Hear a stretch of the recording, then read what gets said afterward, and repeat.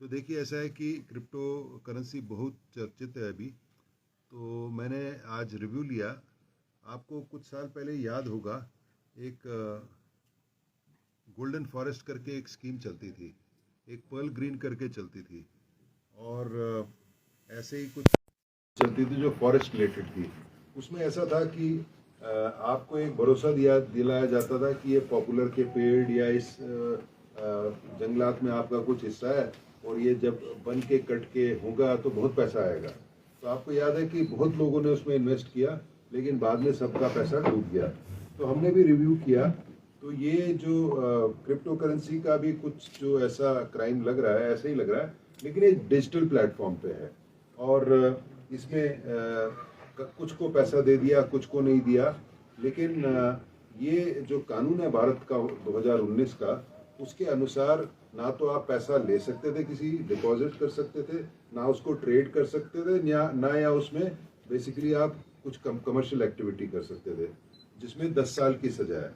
तो मैं SIT की बधाई देना चाहता हूं कि छोटे समय में, क्योंकि बड़ा कॉम्प्लिकेटेड सा ये क्राइम है, इसको इन्होंने समझा और इसमें आगे बढ़े। और कुछ लोग गिरफ्तार हो गए हैं, और कुछ की गिरफ्तारी के लिए इन्होंने टीम्स भेजी है। तो मैं इसका पूरा विवरण करने के लिए मैं अभिषेक दुल्लर जी से मैं गुजारिश करूंगा, और उसके बाद जो अन्य मेरे अधिकारी वो उन्होंने क्या क्या किया वो भी बताएंगे। देखिए, इस स्कीम में एक प्राइवेट क्रिप्टो करेंसी बनाई गई, और फिर उसको प्राइवेट क्रिप्टो करेंसी को ये बोला गया कि इसकी वैल्यू बहुत बढ़ेगी, जैसे कि बिटकॉइन की वैल्यू बहुत बढ़ रही है। तो ये स्कीम जैसे 2018 से स्टार्ट हो गई थी, और उस टाइम पे जो बिटकॉइन की प्राइस भी थी वो भी राइज पे थी। तो लोगों को ये लगा कि मतलब ये जो करेंसी है ये भी राइज करेगी और इसमें बहुत अच्छा रिटर्न आएगा। और इन्होंने शुरू में प्रॉमिस भी किया कि आपका कुछ महीनों में पैसा डबल ही हो जाएगा। तो लोगों ने फिर इसमें इन्वेस्टमेंट करना स्टार्ट किया, और इसको एक MLM स्कीम से इन्होंने लिंक कर दिया, जिसमें कि हर एक बंदे को अपने नीचे 2 और लोगों को मेंबर बनाना होता था। तो अब जो नीचे मेंबर बनते थे वो अगेन 2 मेंबर बनाते थे। तो ऐसे ही ट्री एक्सपेंड करता रहा। तो इसमें लोगों ने इन्वेस्टमेंट स्टार्ट किया, और इसके इन्वेस्टमेंट में ये था कि जो नीचे वाले इन्वेस्ट करते थे तो उसका काफी सारा परसेंटेज कमीशन की तरह ऊपर वालों को जाता था।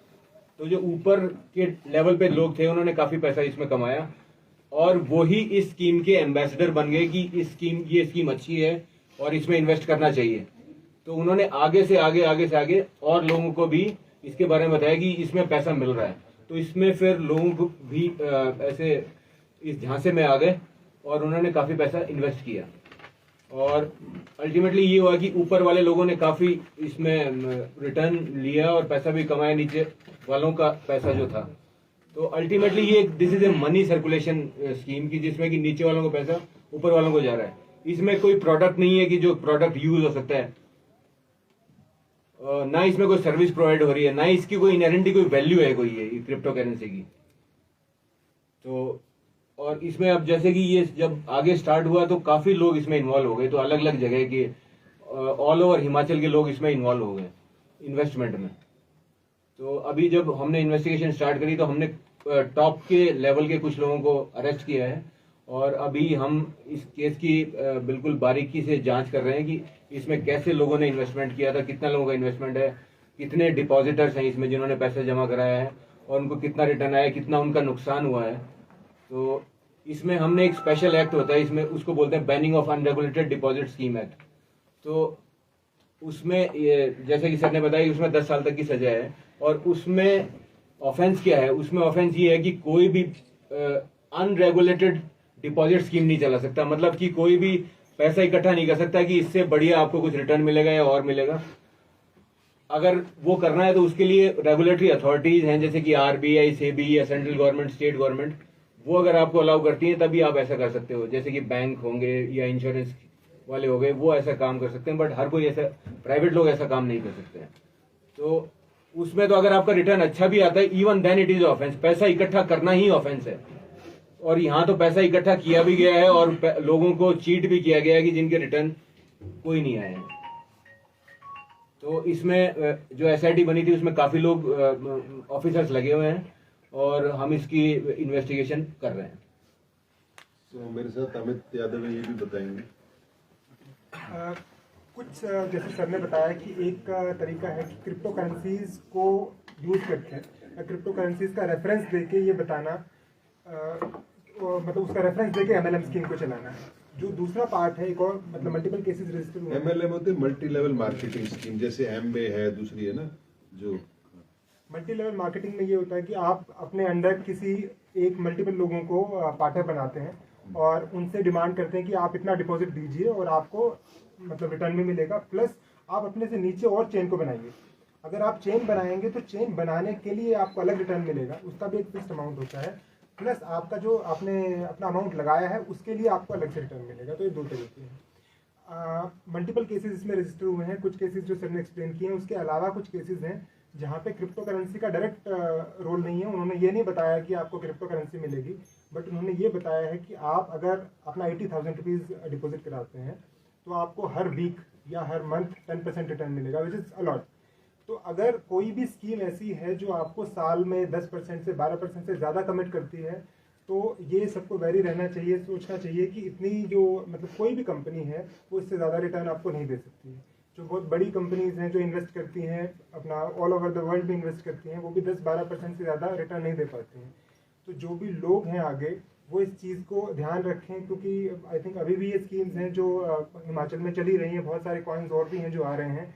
तो जो भी अगर आपको साल में 10-12% से ज़्यादा अगर कोई स्कीम आपको गारंटी देने का वादा करता है तो वो स्कीम फ्रॉड होगी, या आप मान के चलिए। तो इनमें क्या हुआ है कि जैसे तो मेरे वाले जो केसेस हैं उनमें सिर्फ हिमाचल के लोग इन्वॉल्व नहीं हैं, पूरे ऑल ओवर द इंडिया मतलब लोग इन्वॉल्व हैं।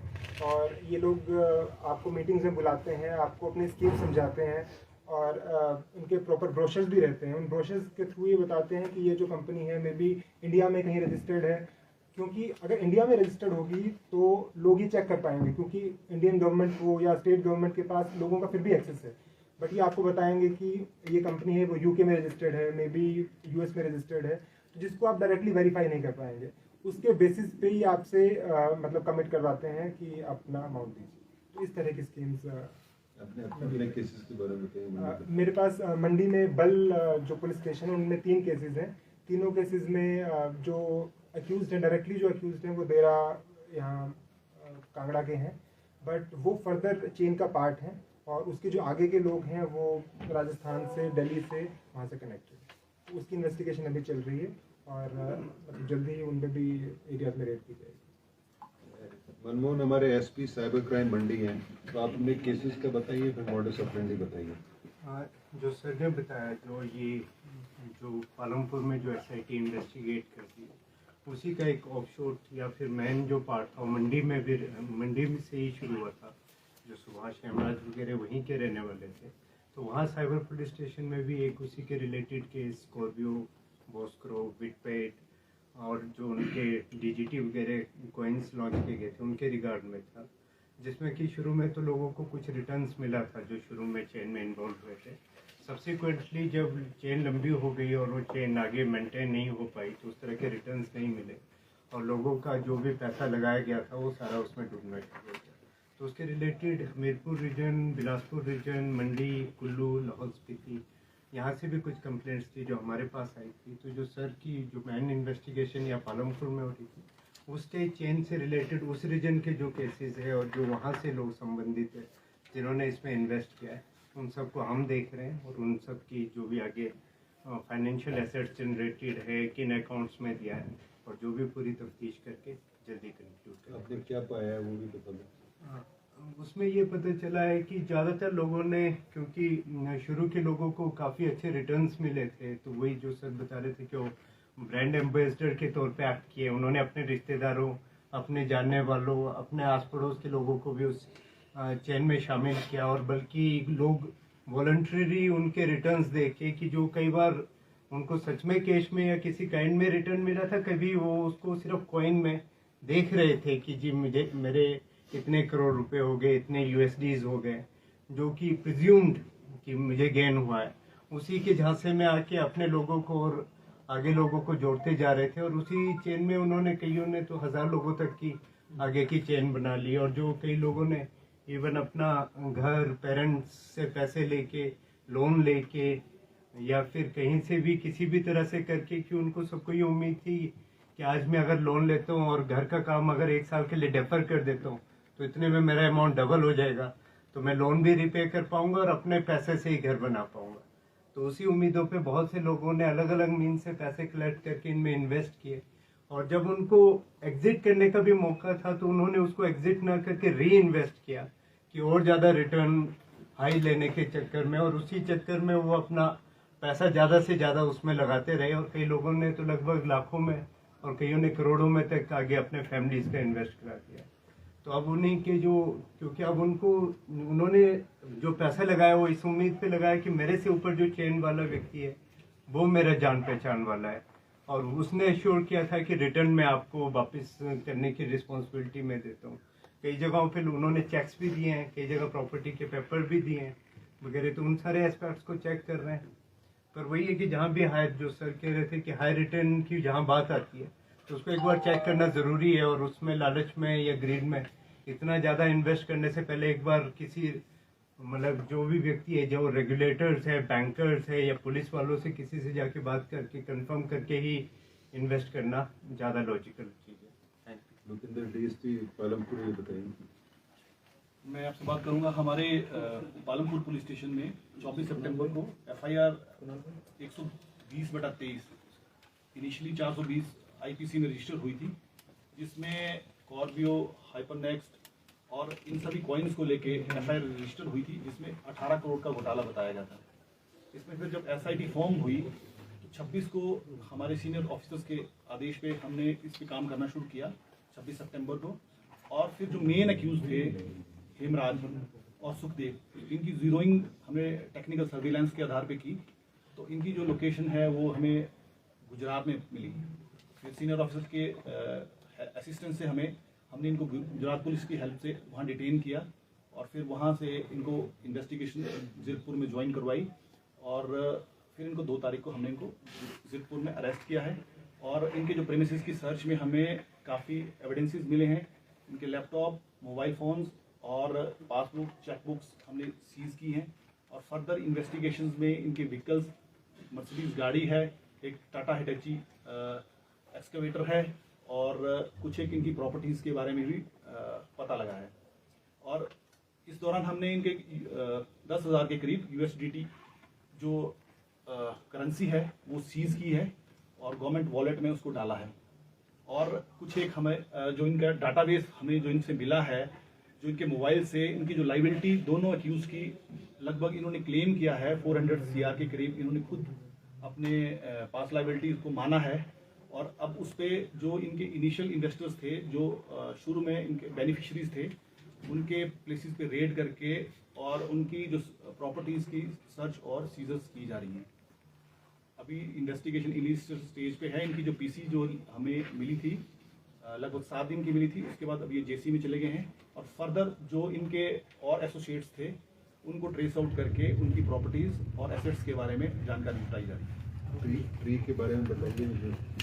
इनिशियली जो इनका ट्री था, इनके ट्री को हेड कर रहे थे सुभाष, जो कि अभी एब्सकॉन्ड बताए जा रहे हैं और आउट ऑफ कंट्री बताए जा रहे हैं। इनके नीचे जो हेमराज, ये अपना सुखदेव और तीसरा अभिषेक, ये 3 लोग थे। और फिर इनके नीचे फिर चेन 2 साइड को, जैसे DI साहब बता रहे थे, इनके 2 साइड पे चेन चलती थी, और उसी तरह से नीचे मेंबर्स बनते जाते थे। जो नीचे मेंबर्स जोड़ता था उसका कुछ बेनिफिट्स जो है ऊपर वालों को भी, पैसा जो भी आदमी लगाता था उसको कॉइन्स के फॉर्म में ये डिजिटल प्लेटफॉर्म पे शो करता था कि आपको 500 US डॉलर्स के आपको इतने कॉइन्स मिलेंगे, और उसकी मार्केट में वैल्यू ये अपने लेवल पे ही घटाते और बढ़ाते रहते थे। और अभी तक जो हमें, मैं विद एक्सपीरियंस यही कहना चाहूँगी कि ये जो चेन है, जो लोग इसमें लोगों को इन्वेस्ट करने के लिए प्रपोजिशन देते हैं, वो बार बार इन कॉइन्स का नाम चेंज करते हैं, और हर बार ये प्रॉमिस करते हैं कि जो अगला कॉइन या अगला जो स्कीम है वो पिछली वाली स्कीम से बेटर है, और आपके लॉसेस जो हैं वो हम वहाँ से कवर कर देंगे।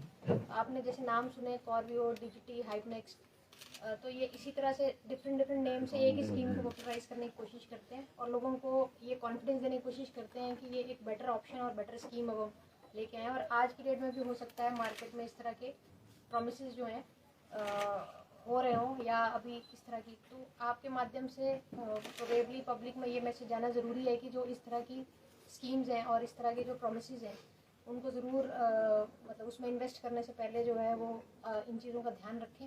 और ये केस है जो कि स्टेट वाइड नहीं नेशन वाइड, जैसे बीच में बताया भी गया है, इसमें नेशन वाइड एक तरह से स्कैम ये हुआ है और अभी भी ऐसे लोग एक्टिव हो सकते हैं हमारे बीच में। तो इसके लिए आप सचेत रहें और अपने इन्वेस्टमेंट और हार्ड एंड मनी को जो है पब्लिक फोरम्स और पब्लिक जो इन्वेस्टमेंट स्कीम्स हैं उन्हीं में सोच समझ के इन्वेस्ट करें।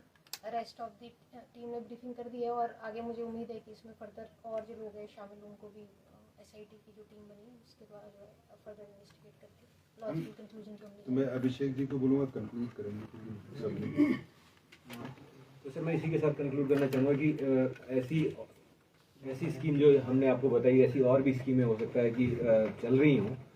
तो इसमें सबसे बड़ा रेड फ्लैग यही है कि बहुत कम टाइम में बहुत अच्छा रिटर्न आना। अगर ऐसा कोई प्रॉमिस कर रहा है तो और आपको बोल रहा है और नीचे अपने बंदे जोड़ो और उनको बोल रहा है और नीचे अपने बंदे जोड़ो, तो वो और कोई स्कीम नहीं है, नीचे वालों का पैसा ऊपर वालों को जा रहा है।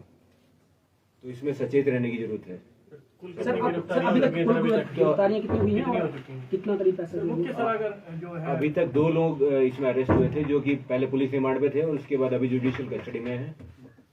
उनके जरिए और अभी तक नहीं पहुंच पाई सर SSG, यानी जो गिरफ्तार हुए हैं उनके जरिए आगे कोई और भी है? नहीं, हम वो तो इन्वेस्टिगेशन चल रही है, उसमें हमारे पास में कुछ इंपॉर्टेंट नाम आए हैं तो उनके पीछे हम इन्वेस्टिगेशन कर रहे हैं। टोटल मनी बट अरेस्ट तो अभी 2 ही हुए हैं। मनी कितना रिकवर हुआ सर टोटल जिन लोगों ने इन्वेस्ट किया वो रिकवर हुआ है उनसे?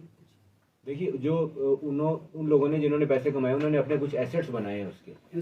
तो हमारा इन्वेस्टिगेशन में ये होगा कि उन एसेट्स को हम सामने लाएं, अगर वो कैश भी है तो उस एसेट का भी ट्रेस करें। एसेट ट्रेसिंग है इसमें कि जो पैसा उन्होंने कमाया उससे उनको उसका क्या यूज किया, उससे क्या एसेट बनाया, कि उसने क्रिप्टो करेंसी में और इन्वेस्ट कर लिया, कि बिटकॉइन बनाया, कि उसने परचेज किया कोई फ्लैट या कोई लैंड वगैरह। तो उस एसेट को आइडेंटिफाई करना है हमको और उसको सीज फ्रीज करना है और उसका बाद में अटैचमेंट होके उसके बाद में फिर उसको डिस्पोज ऑफ किया जा सकता है और उससे डिपॉजिट का पैसा रिकवर भी हो सकता है। सर जिन लोगों ने इसमें इन्वेस्ट किया है सर, ये 2 लोग जो गिरफ्तार हुए कहाँ से हुए सर ये गिरफ्तार? बताओ। इनिशियली इनको जो डिटेन किया गया था वो गुजरात में किया गया था, फिर जो इनको इन्वेस्टिगेशन ज्वाइन करवाई गई है अपने जीरकपुर में, और जीरकपुर में इनको अरेस्ट किया गया है 2 अक्टूबर को। सर मेन जो कहाँ के रहेंगे? सुभाष का है सर, मेन सरगना जो अभी तक आइडेंटिफाई कर रहे हैं। सरका घाट का सर अभी बाहर सर अभी तक हिमाचल का कितना पैसा इन लोगों ने लगाया था और कितनी आईडीज जो है? वो तो बताया इन्होंने 2 लाख कितने आईडीज अप्रोक्सीमेटली 2.5 लाख आईडीज इसमें लगी हैं और जो इसमें जो फंड्स हैं लगभग 2000 CR के करीब हैं, लेकिन जो उसमें काफी लोगों को रिटर्न्स भी जा चुकी है। जो इन लोगों ने अपनी लाइबिलिटी जो मानी है 400 CR के करीब इन लोगों ने अपनी लाइबिलिटीज मानी है। वैसे है ना, इन्होंने आईडी बनाते रहे, कुछों को पैसा देते रहे ताकि मार्केट में कॉन्फिडेंस है। अभी जो लाइबिलिटी कह रहे हैं इंटरोगेशन से पता लगा 400 करोड़ की है, तो वो लाइबिलिटी उनकी जो प्रॉपर्टी को पूरी मैप करके चिन्हित करके उसको हम सीज करेंगे। उस लाइबिलिटी से फिर आगे जिनका पैसा देना है, देनदारी है, वो करवाएंगे। देखिए ऐसा है, ये जैसे अभिषेक ने बताया कि एक ये स्पेशल एक्ट है, तो स्पेशल एक्ट के स्पेशल जज है और इसके स्पेशल जज सेशन जज शिमला है। तो सारी अब आगे की कार्रवाई वहीं होगी। एक तो 420 है और एक जो डिपॉजिटर्स वाला एक्ट है उसकी कार्रवाई सारी शिमला में होगी। तो अब जितने भी हम एक्यूज पकड़ेंगे, जितने भी मुलजिम पकड़ेंगे, हमको उधर ही पेश करने पड़ेंगे। अभी जो रिमांड में भी भेजे हैं तो जो सेशन जज शिमला के ऑर्डर से ही भेजे हैं। सर इस सभी मामले में बैंक का बड़ा रोल है सर। बैंक में सभी ट्रांजैक्शन डिजिटल हो रही हैं और इसी वजह से बैंक का भी एक बड़ा रोल आता है सर।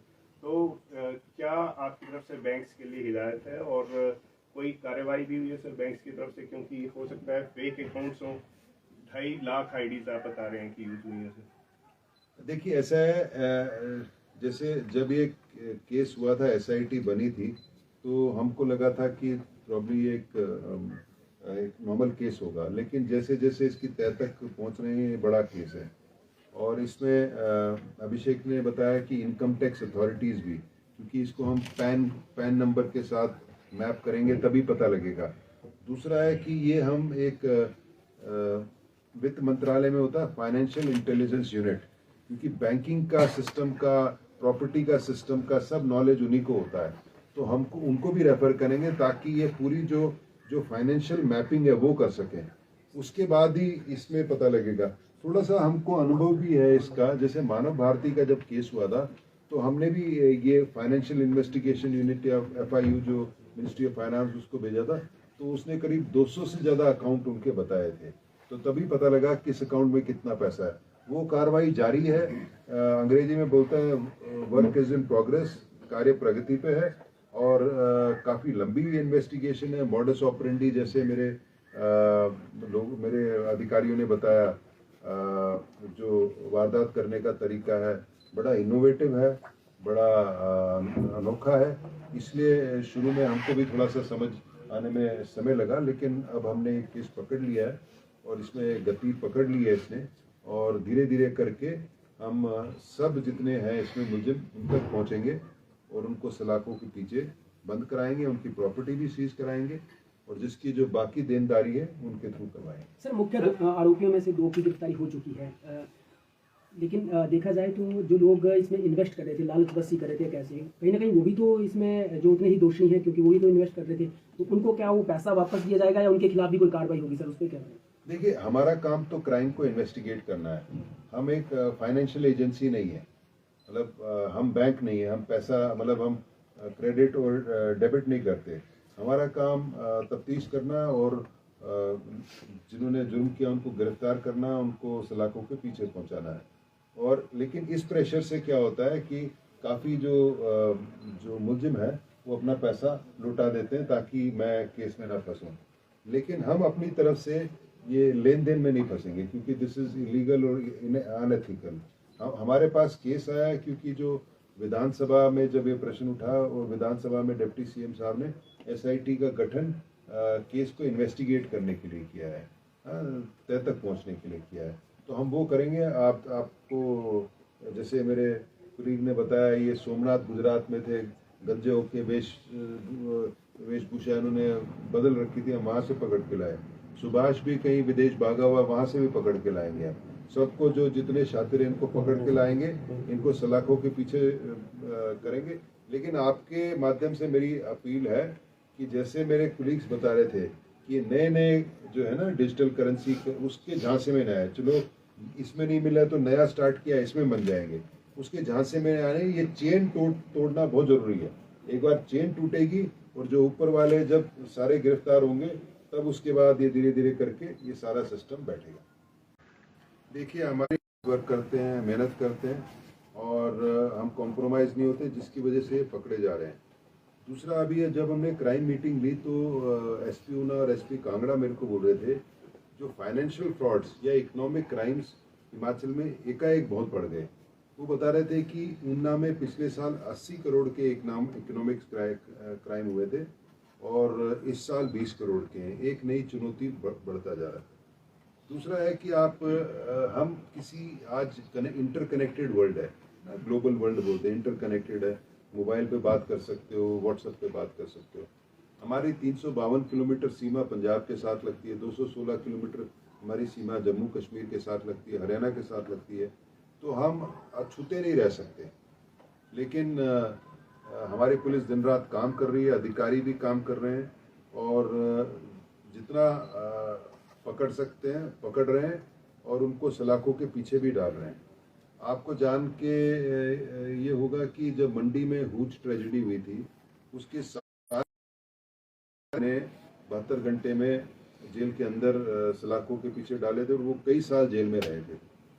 और ऐसे ही जो ऑर्गेनाइज क्रिमिनल्स थे वो हम पकड़ के, जैसे पहले भी खालिस्तान के यहाँ लिखे थे उनको पकड़ा था हमने, वो कई महीने जेल में रहे, तो हम हमारे भगा के ले गए। लेकिन हमारे SP नूरपुर और उनके अधिकारी मौके पे थे, उन्होंने नाका लगाया, ना केवल कार पकड़ी, वो 3 लोग पकड़े गए और साथ के साथ उनके साथ हथियार भी पकड़े गए।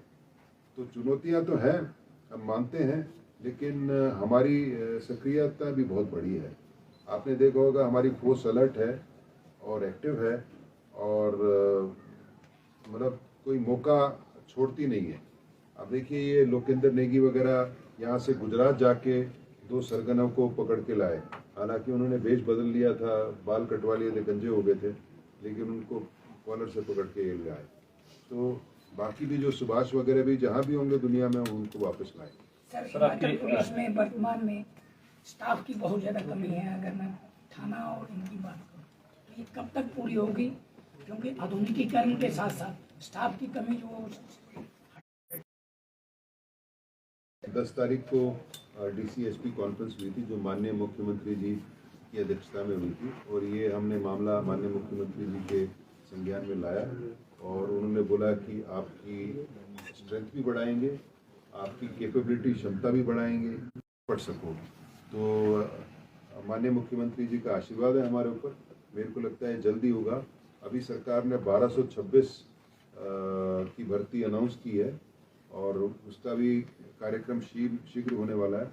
हाल ही में हमारे 1100 जो कांस्टेबल्स थे अभी ड्रो से पास आउट हुए 1 तारीख को, और वो भी हमारी फोर्स में सम्मिलित हो गए। मेरे को लगता है अगले 6 महीने 1 साल में धीरे धीरे करके ये काम होता रहेगा। सर क्रिप्टोकरेंसी के मामले में SIT ने बहुत अच्छा काम किया है। हिमाचल में सर एक पुलिस भर्ती का मामला हुआ था, उसकी जांच कहाँ तक पहुंची? वो CBI के पास है। मतलब हमने ऑलमोस्ट देखिए जब हमने 251 के करीब लोग अरेस्ट किए थे उसमें, और हमने चार्जशीट भी दायर कर दी। CBI ने उसके बाद टेक ओवर किया, उन्होंने भी FIR किया, लेकिन मतलब हमने ऑलमोस्ट इन्वेस्टिगेशन कंक्लूड कर दी थी तब। तो वो उसी स्टेज पे है, अब उनसे पूछना पड़ेगा, लेकिन उसके बाद मतलब बहुत ज़्यादा कोई और गिरफ्तारियाँ हुई नहीं, क्योंकि हमने ऑलमोस्ट इन्वेस्टिगेशन मुकम्मल करवा दी। CBI से नहीं सर कोई उस मामले में, क्योंकि बहुत बड़ा मामला था और सीधे सवाल उठ रहे थे, तो कोई देखिए मैं ऐसा आप बोल रहे हैं कि DG अपने वो कर रहा है, लेकिन मैं ये बताने बड़ा हर्ष महसूस कर रहा हूँ। एक स्कॉलरशिप स्कैम हुआ था SC ST, बहुत बड़ा स्कैम था। नॉर्मली केस जाते थे CBI को, CBI ने रिक्वेस्ट किया कि हिमाचल प्रदेश पुलिस के हमको इंस्पेक्टर दो, तो वो तो 10 की मांग कर रहे थे, हमने 4 दिए, तो हमारे लोग CBI में जाके आज के दिन में इन्वेस्टिगेट कर रहे हैं। तो मतलब हमारी जो इन्वेस्टिगेशन है हिमाचल प्रदेश पुलिस की निष्पक्ष है, अच्छी है, प्रोफेशनल है, हर मामले में सही उतरती है, कोर्ट में भी उसका सही आकलन होता है। तो आज के दिन में मैं ये कह सकता हूँ कि प्रोफेशनल फोर्स है, काम बहुत ज़्यादा है, लेकिन जो काम करते हैं वो ठीक है। सर मैं ये कह रहा था इसमें कोई दो राय नहीं है कि हमारी हिमाचल की जो पुलिस है वो बहुत एक्टिव है और काफ़ी यानी कंपैरेटिवली अगर अनदर स्टेट को देखा जाए तो यहाँ बहुत अच्छा काम करती है। लेकिन कहीं ना कहीं हम वेलफेयर की अगर बात करें सर अपने जवानों को लेकर, और उनको अगर हमेशा ही हमें एक्टिव रखना है, तो उस पर थोड़ा सा जो है वो थोड़ा सा पुअर लगता है सिचुएशन। इसलिए क्योंकि सर मैं ये कहना चाह रहा हूँ कि उनका अगर देखा जाए तो HRA राशन ये सब महंगाई के दौर में क्या है सर? देखिए ऐसा है कि अभी जैसे मैंने बताया था, अभी मुकम्मल हुई DCSP कॉन्फ्रेंस, उसमें हमने ये मुद्दा उठाया था, एक तो राशन मनी का और ये जो 13वें महीने की तनख्वाह है। तो माननीय मुख्यमंत्री ने भरोसा दिया कि सरकार इसके ऊपर गौर करेगी और सहानुभूति पूर्वक इसमें कोई निर्णय लेगी। हम तो बड़े होपफुल हैं, हमारी तो बहुत सर वीकली ऑफ के लिए भी, क्योंकि देखिए 24 घंटे काम करते हैं सर, वीकली ऑफ तो कम से कम उनको होना चाहिए। मेरे को भी जिस दिन वीकली ऑफ हो जाएगा मैं उनको भी दे दूंगा। मतलब ऐसा है 24/7 है, इनको तो फिर भी कुछ वो स्पेशल लीव वगैरह मिलती है, हमको तो वो भी नहीं मिलती। तो अब ये है कि काम है तो करना ही है, और वीकली ऑफ में भी जब अपराध कम हो जाएगा, फोर्स बहुत ज़्यादा हो जाएगी, काम कम हो जाएगा, तब हो जाएगा। देखिए ऐसा है कि ये तो वीकली ऑफ की बात करते हैं, ये जो आपदा आई इसमें आज हमको इनाम भी मिला है, हिमाचल पुलिस को मिला, हमारे कुछ SPO को मिला, SP SDRF को मिला है। तो हम तो अपने घर जा सकते थे कि आपदा तो आपदा है, लेकिन आपने देखा होगा हर जवान हमारा खड़ा रहा और उसने लोगों को भी बचाया, जान बचाई, माल बचाया। और मुझे तो बड़ा हर्ष हो रहा है ये कह के कि भारत के जो NSA साहब है, राष्ट्रीय सुरक्षा सलाहकार माननीय अजीत डोवल जी, उनसे एप्रिसिएशन हमको मिला, इंडियन आर्मी के जनरल से मिला हमको। तो ये तो काम करने पे ही मिला। मैं उस दौरान कुल्लू मनाली वगैरह गया था, वहाँ तो इतना भयंकर स्थिति थी, लेकिन उसके बीच में भी जो लोगों की जान बचाई, माल बचाया, साथ के साथ जितना भी ट्रैफिक की व्यवस्था थी, जो अगर राज्य को चालू रखा तो हमारे जवान से लेके सारे अधिकारी थे। मेरे को तो लगता है इन्होंने बहुत अच्छा काम किया। सर, एक अहम सवाल रहेगा, अगर जनता की सुरक्षा की बात की जाए तो हिमाचल पुलिस काफी अच्छा कार्य कर रही है, साथ ही साथ खेलों में भी जो काफी अच्छा प्रदर्शन कर रही है। आपको लगता है कि इस प्रकार से विभिन्न खेल हैं तो पैराग्लाइडिंग में भी जो है हिमाचल पुलिस को उसमें करना चाहिए, जो जवान पैराग्लाइडिंग करती है उसमें भी एक खेल को ऐड करना चाहिए? आपका सुझाव बहुत अच्छा है और हम करेंगे। देखिए, किसी वजह से हमारा हर साल ऑल इंडिया पुलिस ड्यूटी और स्पोर्ट्स मीट होता था। 2 साल तो कोरोना रहा, पिछले साल फिर इलेक्शन हो गया। इस साल हमने प्रपोज किया है कि दिवाली के बाद धर्मशाला में करेंगे, क्योंकि हर साल यही करते थे और मुझे आशा है कि इस बार करने के बाद इसमें नया टैलेंट जो है, प्रतिभा भी उभरेगी। तो हम कमिटेड हैं नए स्पोर्ट्स, एडवेंचर स्पोर्ट्स के लिए। मैं आपको ऐसे बताता हूँ कि जो निष्ठा होती है ना, अभी एक रैंगलर करके कंपनी है, रैंगलर, कई लोग रैंगलर की जीन्स भी पहनी होगी। तो काफ़ी लोग कुल्लू मनाली में ट्रैकिंग के लिए आते हैं। तो उनके जो CEO थे, बेंगलोर से आए, वो भी ट्रैकिंग पे आए और वो लापता हो गया 28 को। और वो काफ़ी वेल कनेक्टेड थे, काफ़ी लोगों को फोन आए, लेकिन हमारी team SP police, SDRF, NDRF, mountaineering institute 5 दिन उनके पीछे उनको ढूंढती रही और उनकी बॉडी फिर करीब 1000 फीट एक गॉर्ज में ना मिली और वहाँ तक नीचे जाना ऑलमोस्ट असंभव था, लेकिन गए, उनकी बॉडी हमने रिट्रीव की और उनके परिवारजन को दी। तो ये जो कमिटमेंट है, ये बहुत हाई लेवल की है आज के दिन में हिमाचल प्रदेश पुलिस की, और ये प्रोफेशनलिज्म को दर्शाता है और हम मतलब किसी भी चीज़ के अंजाम तक पहुंचते हैं। देखिए, ऐसा है कि जब शुरू में कुल्लू में इवैक्यूएशन हुई, 70,000 के करीब लोग इवैक्यूएट हुए, 11-12 हज़ार गाड़ी में, ये तो भारतीय थे। करीब 1000 विदेशी भी हमने इवैक्यूएट किए और ये 29 देशों से थे। कुछ तो जैसे इजराइल है, अमेरिका है, रशिया, इनके तो बड़े नंबर्स थे, लेकिन कई देश थे जैसे कोलंबिया, अर्जेंटीना, मैक्सिको, इनका एक था और दूर दराज थे। कोई ट्रैकिंग कर रहा था, कोई किन्नौर में था, कोई लाहौल स्पीति का, लेकिन हर एक को पहुंच के हिमाचल प्रदेश के पुलिस के जवान ने बचाया, उसको रेस्क्यू किया, रिट्रीव किया और उसको अपने मुकाम तक सुरक्षित पहुंचाया। तो ये तो मैं भी बड़ा गर्व महसूस कर रहा हूँ। और ये लोग हैं, इसमें कई VIPs के बच्चे थे, कई ऑर्डिनरी बच्चे थे, हमने तो सबको बचाया। तो आज एक जो हिमाचल प्रदेश पुलिस का एक प्रोफेशनलिज्म है, जो हमारा ना बेसिकली सत्यनिष्ठ जो लोगो है हमारा, निर्भय, निष्पक्ष, सत्यनिष्ठ, तो उसमें बिल्कुल खरी उतर रही है। सर, लास्ट क्वेश्चन, हमास और इजराइल का युद्ध लगा है और हिमाचल में भी 2 स्थान ऐसे हैं, धर्मकोट और कसोल वैली, जहाँ इजरायलियों का बहुत ज्यादा है, तो उसका कितना इम्पैक्ट था और वर्तमान में क्या स्थिति है इजरायलियों की? देखिए, ऐसा है कि जब हमने जैसे ही हुआ था तो हमने इनकी सुरक्षा बढ़ा दी थी। टोटल 483 हिमाचल में इजरायली थे उस दिन, और हो सकता है कि अब कुछ वापस चले गए हो। और सबसे ज़्यादा इसमें कुल्लू में थे, उसके बाद कांगड़ा में थे और फिर मंडी में भी थे। तो 483 लोग थे और आपको पता लगा, लेकिन हमने इनकी सुरक्षा की व्यवस्था तब से ही कर दी जब से ये युद्ध चल